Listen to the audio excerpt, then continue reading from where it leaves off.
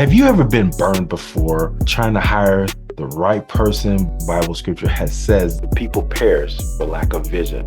That's correct. You need to have a vision of exactly what this person's going to be doing. You need someone who's going to be having that vision for that person could possibly be for your organization is so key. But end up with the wrong person instead. Think about it. Months and months of searching for the right candidate, having tons of interviews, not with just yourself, but with your other coworkers. Finally, you make a final decision, and it comes to find out that this person does not fit your organization at all in so many metrics. In healthcare, this can be even more devastating because of the fact it could be life or death, right? You're dealing with patients' lives if you hire the wrong front office, back office, or even nursing staff member. These are some of the things that we've learned over the years to kind of help you guide you through this path of picking the right person when you decide to hire. So if you don't know me, my name is Theo Harvey. I'm the co-founder of SensorMed. We are a remote patient monitoring platform that helps patients and doctors connect more effectively. But more importantly,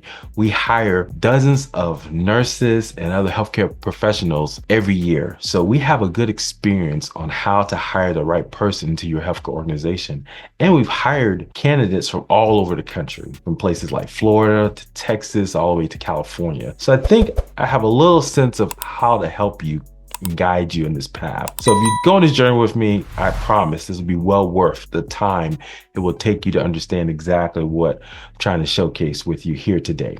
So let's break it down. What are the steps that we're going to talk about today? First, you're going to understand why you need to have a clear understanding of your current workflows. Next, we're getting to being clear on what type of person you want to hire. And then 3, we'll talk about how to onboard properly. So let's get into why this is all important and get you started on this path to hiring the right person today. First off, let's talk about understanding your current workflows, right? One of the things that's so important is a document called a standard operating procedure, a list of instructions of how to do certain aspects of the jobs. This is something that's been instrumental to my business. I can remember talking to one of my leaders about how do we do this simple task. We spent an hour at least trying to figure out all the different things that went into making this task successful. I sat there frustrated, just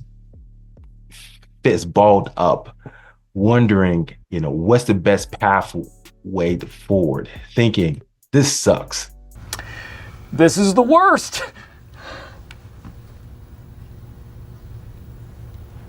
There has to be a better way. My executive leader, but this is the only way we have, he mentioned to me with frustration in his voice. It wasn't until we sat down and spent that hour long and lots of time to figure out exactly the process. It wasn't until we kind of figured that out that we realized, okay, this needs to be documented so we never have to do this again, right? How many of you been in that same situation before, right? Trying to figure out how you did something successful and then racking your brain, looking through old emails, searching for any nugget that can help you figure out what's the best path forward. So I'm trying to help you avoid all of that. Having a standard operating procedure is so key to that. A list of instructions for every type of task that's vitally important. In healthcare, this is even more so important because you're thinking about extensive workflows. These are workflows that have been developed probably over years, maybe in some cases decades, in some medical practices, where the doctor has a process on how they want to see their patient populations.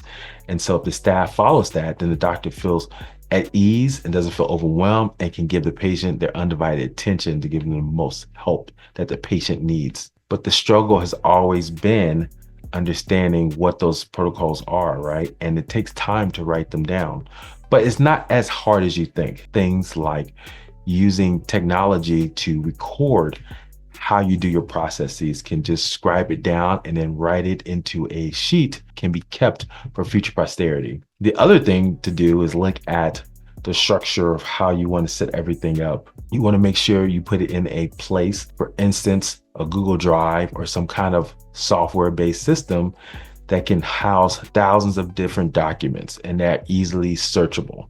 So if you need to know how to do something, it can be searchable and easily to be found. Once you have these lists of instructions and you understand the process of how to build them out, The next thing you want to make sure you have a sense of is how are you going to update them? True story. We were doing our quarterly meeting. So basically this is a all hands meeting and we're a remote team. It's a lot to give about 30 people across the country on one Zoom meeting, if you can imagine that. Think about sitting in front of your computer with all these faces looking at you to figure out what's the direction for the next quarter. And you can feel my anxiety as I prepared for this type of meeting. But as I sat there and looked and read emails from my colleagues and my workers across the country, I realized they all had great ideas. I thought to myself, could this be simpler? And guess what? It can be, because every quarter now, with their suggestions, they are able to update any of the standard operating procedures to make sure we have the latest and greatest information. Because guess what? Tasks change. People come with new ideas. One little tweak here can change performance in upwards of 30, 20% because one person or individual is engaged in the process so well that they know just one tweak can make all the difference in the world. For instance, we deal with a lot of patients. Our nurses call patients all the time. One small issue we were running into was compliance, how to get the patients to utilize their blood pressure cuffs a little bit more, right? They were struggling to use their devices consistently. One tweak we did that made all difference, we were able to essentially understand when they were taking their blood pressure cuff and allowed us to get the reading and speak to them at the same time. But us changing that protocol from calling the patient maybe when it was convenient to us to see if they were ready to talk and work through any concerns that they have, the ability for us to now see when they're doing a blood pressure reading and then calling as they're doing a reading and then be able to talk to them, it's changed the game, because now patients are more willing to talk to us because they're doing a blood pressure reading and they're able to speak to a nurse, and the nurse is able to kind of track them and understand where they're going with their processes. So this is so important when it comes to changing your standard operating procedures and having your team infuse their ideas into it, because it can change the game when it comes to efficiency and better productivity. The next thing I want to talk about is being clear on the type of person you want to bring into your workforce, right? And so this can mean a lot of different things. It really starts, Bible scripture says this real important verse. It says, the people perish for lack of vision. That's correct. You need to have a vision of exactly what this person's going to be doing, but more importantly, what this person can grow into to doing for your organization. And that can be a lot. But if you know you're getting a new front office person, you need someone who's going to be friendly, courteous, who's going to be able to follow up more effectively, who enjoys talking to people. A back office person, you need someone thorough who's going to be checking for billing irregularities, checking for any issues that may come up as they're dealing with patient concerns. So someone who is very diligent. So you already kind of know the characteristics that make up a good person that can fit. And having that vision for that person could possibly be for your organization is so key. But the other thing you want to understand is, what's the next level of that? What does that mean? So what are you thinking about is, can this person not only just fit that role and what that role is meant to be, but are they a great cultural fit? We're a remote team, my organization, and having the ability to have people who can work independently, but also want to feel part of a team is so key, because a lot of times people can feel like they're in a bubble by themselves, not realizing people are checking in on them. And so the professionalism can go out the window if not used to that kind of environment. So we only bring on people who are very professional, who have a high standard personally. And those are the ones who do well in our organization. Likewise, your organization may have a more environment where it's important for everyone to kind of meet together for lunches, or it's important for everyone to get together every so often and enjoy being around people. If you bring on someone who doesn't like that and they just want to do their work and go home. Coming to bed, honey? Yes, dear. They may not fit, and cultural fit is so important, even so more so than maybe the right fit person, because they culturally fit. Then guess what? Even if they may not fit exactly for this role, they can either A, grow into it, or they can be positioned somewhere else in the organization. And then the other thing is you want to make sure communication style is important to that role that they're being fit into. So for instance, who they're reporting to, right? If their manager likes a lot of data and reporting, making sure that that individual understands, that's just how the manager is speaking, and not to be offended when they ask for data or ask for quantifiable numbers around their task.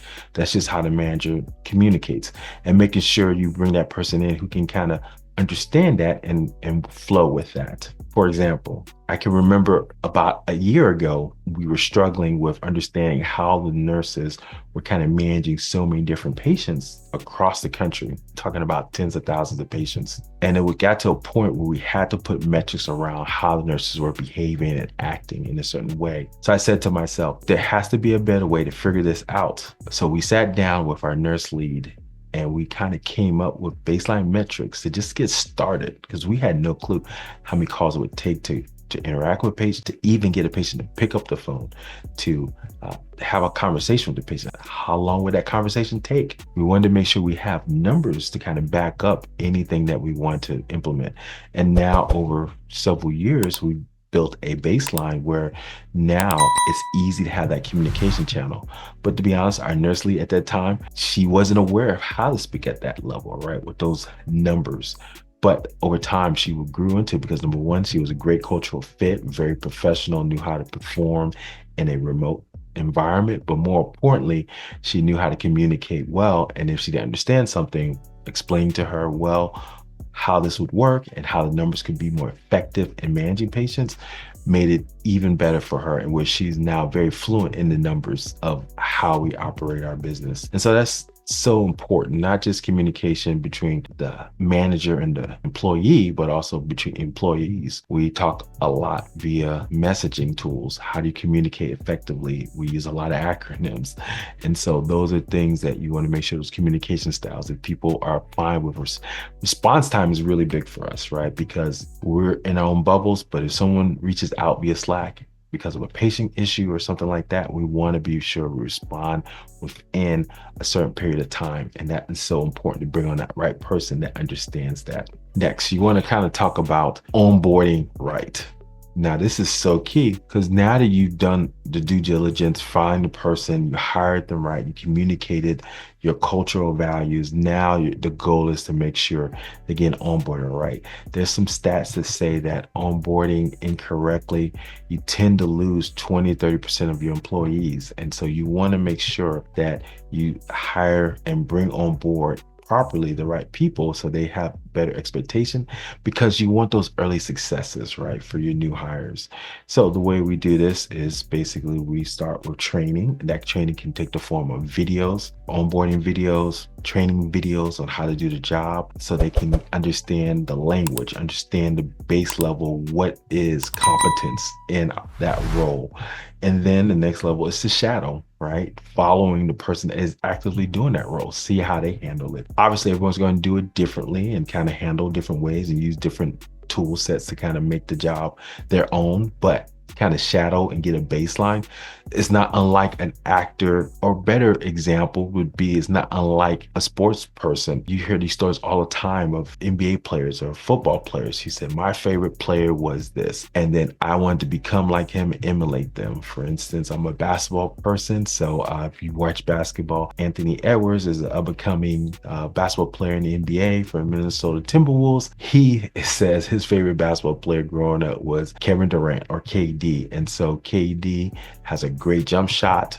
He's very smooth, a slender player. Anthony Edwards is not a slender player. He's a little bit shorter, and he's built more like a football player. But over time, Anthony Edwards was known more as a dunker. But because his favorite player was Kevin Durant, he learned over time that, you know what, I wanted to be a better shooter. And over time, he built his three-point shot up over time, where it's near 40%, which is great at the NBA level. He had a favorite player he emulated, just like shadowing the employee can help new employees understand the onboarding process, and understand what a good baseline looks like. And they can now start to make the processes their own.